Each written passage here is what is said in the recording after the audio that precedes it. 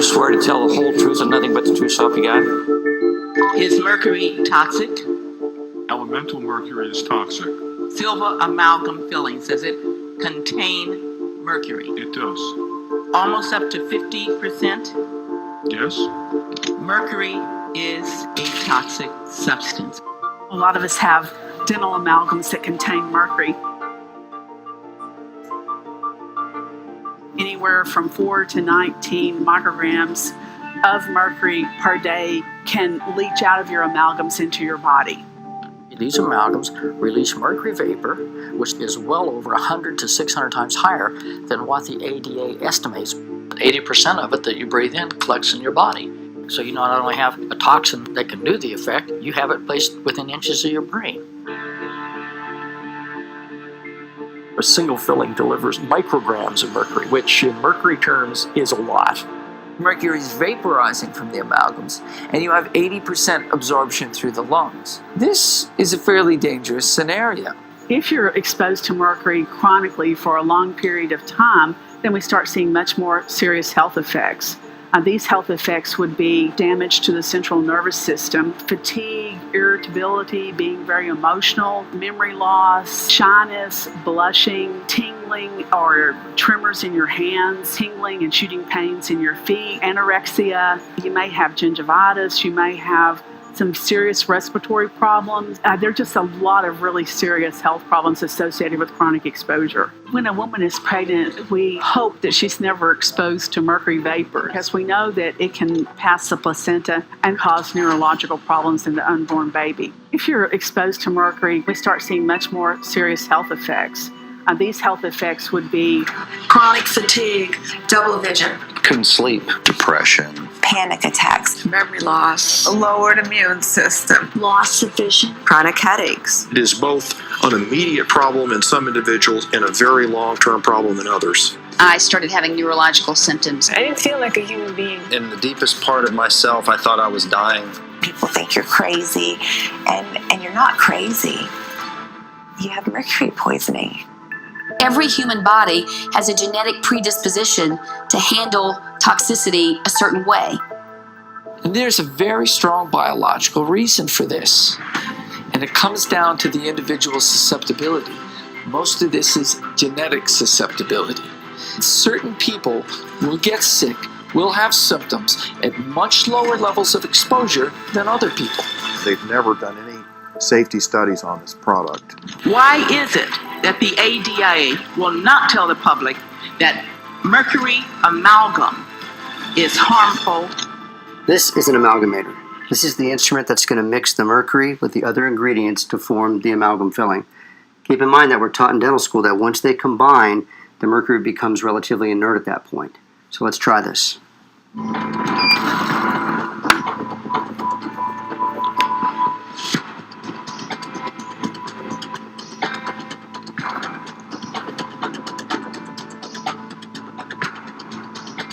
Micrograms is generally considered inhabitable. They shouldn't be living there without some kind of respiratory protection, and the cleanup goal to make sure everything's completely removed to the point where it can never pose a threat to anyone, even small children with health problems, is 0.3 micrograms.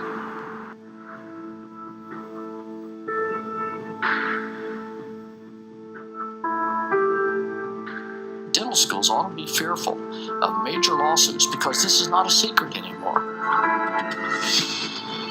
You can see it coming out. I mean, the exposure to mercury to those people is just tremendous.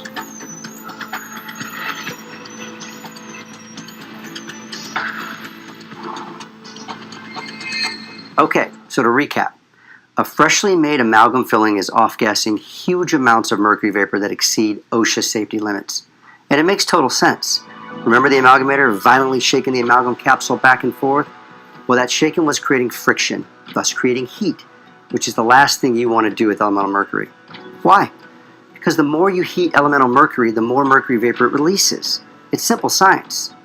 This large exposure of mercury to the patient is one of the reasons why I decided to become a mercury-safe dentist 23 years ago. Unfortunately, dental schools all across the country incorrectly teach students that the mercury is contained within the amalgam, thus putting them and dental patients at risk.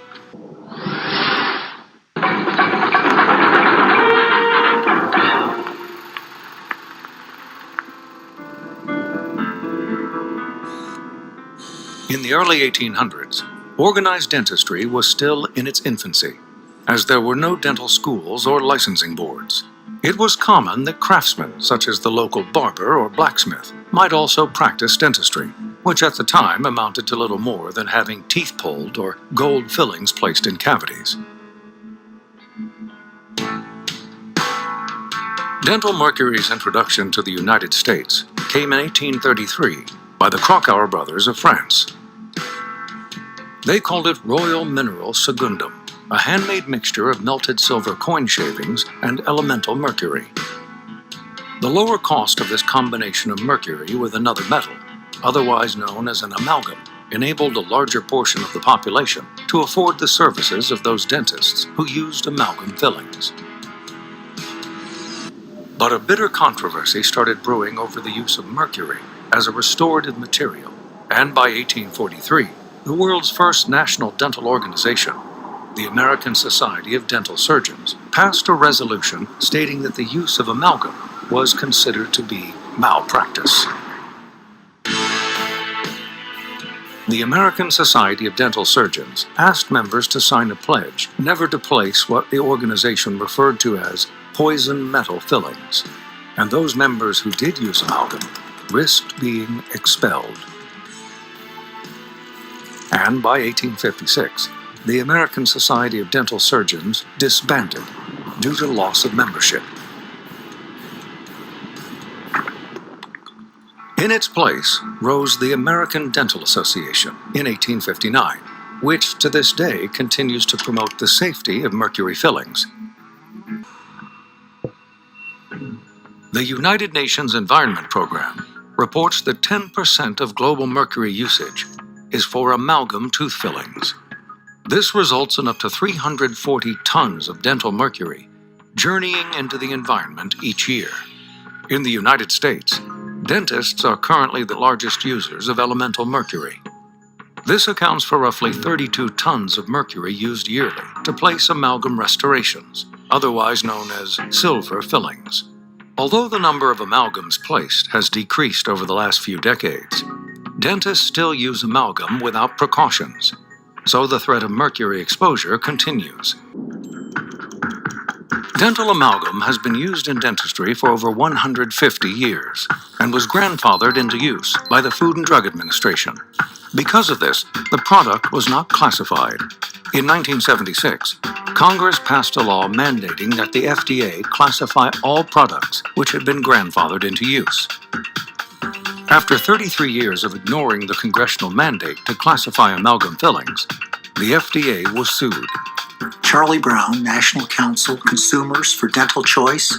Our mission is to ban the use of mercury-based dental fillings known incorrectly as silver fillings. We sought a court order to order FDA to classify. Judge Ellen Hovell said that's enough. You go into mediation, you come back here a week from Monday, and you tell me what date you're going to classify amalgam. I said that to FDA. The federal government is again going to look into the safety of the fillings that tens of millions of us already have. The fillings in question are the silver kind, and the concern here is mercury, which is an ingredient. The American Dental Association insists the fillings are safe, but many people believe the mercury can lead to serious health problems. I, Barack Hussein Obama, do solemnly swear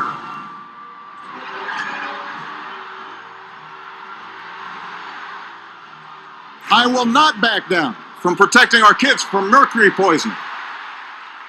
While the FDA was working on the classification, newly elected President Obama had nominated Dr. Margaret Hamburg to be commissioner of the FDA. It is a privilege to be here today to discuss my nomination as commissioner of the Food and Drug Administration. To me, this means operating an agency that is accessible and transparent. The FDA has responsibility to ensure that its work is driven by the best possible science and is undertaken with integrity, openness, and credibility. I'm happy to answer any questions that you may have. Senator Enzi is... During her confirmation hearing, she was asked of her position on dental amalgam. She's asked about the rule in the Senate confirmation. She should have said I'm recused from that rule. Instead, she didn't. Dr. Hamburg failed to disclose to Senator Enzi that she was a board member of Henry Schein, the largest distributor of amalgam in the U.S. After her appointment was confirmed, Dr. Hamburg inherited the oversight of the amalgam rule already in progress at the FDA. Hamburg had a conflict that should have resulted in her dismissal as commissioner. They made her sign an ethics contract that said, I will not participate in any matter affecting Henry Schein as long as I own the stock or stock options. So she checked the price of her stock options a day before the meeting that she knew was being held. July 1, she had the meeting to discuss the amalgam rule with Susan Runner and other top FDA staff. She went ahead and worked on the Henry Schein rule while she owned the stock options. In mid-July, she said, okay, I'll recuse myself for ethical reasons. She will not disclose how she recused herself, when she recused herself, whether she recused herself. We take their word for it. You understand a recusal is normally a written phenomenon. The judge says, I'm off this case. The commissioner says, I'm off this case. She never wrote down anything. Hamburg, in the final weeks before the rule, wrote Henry Schein's lawyer and said, I want to unrecuse myself. Will you take back the stock options? I want to get back in and regulate for you. I want to regulate for you. I want to end my recusal of anything affecting you so I can go back, take my stock options back. And the guy was happy to do it.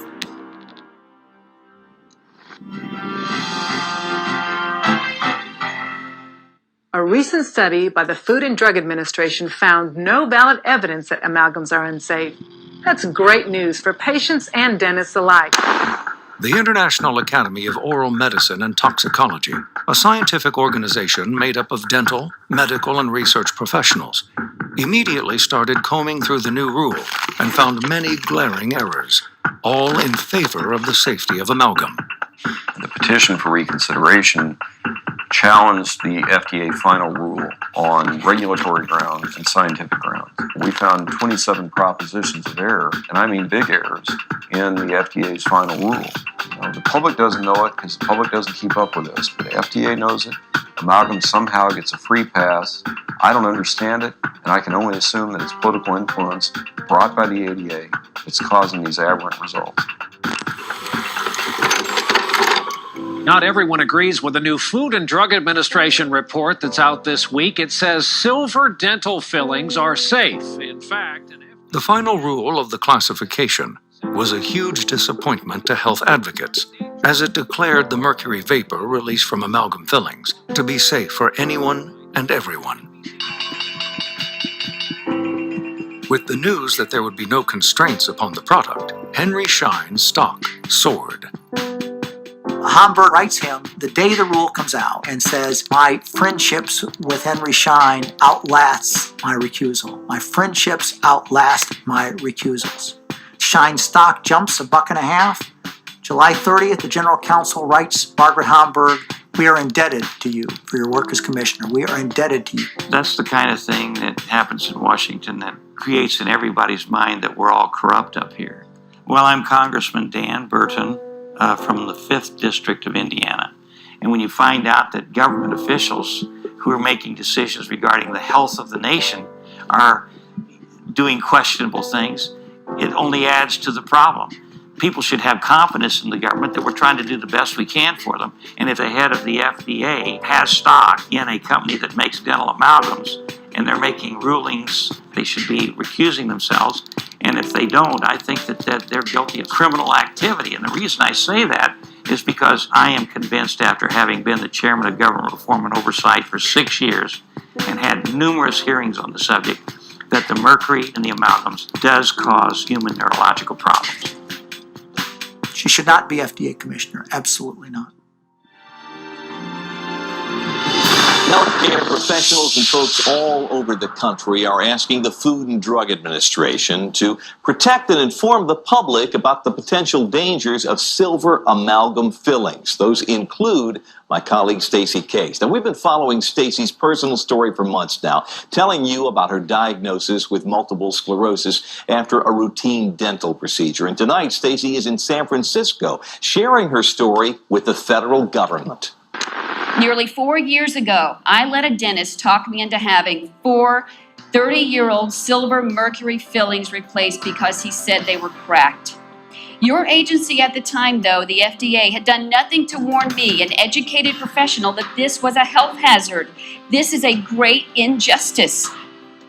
7 months after that dental work, I got out of bed one morning and could not walk. My children were 2 and 3 at the time. My immediate concern was, will I be caring for them or will it be the other way around? I now know that I and millions of other Americans are genetically predisposed to autoimmune disease, and these mercury fillings are the trigger in many cases. I've read several dozen scientific studies. One such study, 1990, University of Denmark, proved monkeys with mercury dental fillings stored it in their spinal ganglia, pituitary gland, and many other organs. This stuff seeps into the body from the day it is implanted. Then one day you reach the tipping point like I did, and disease sets in.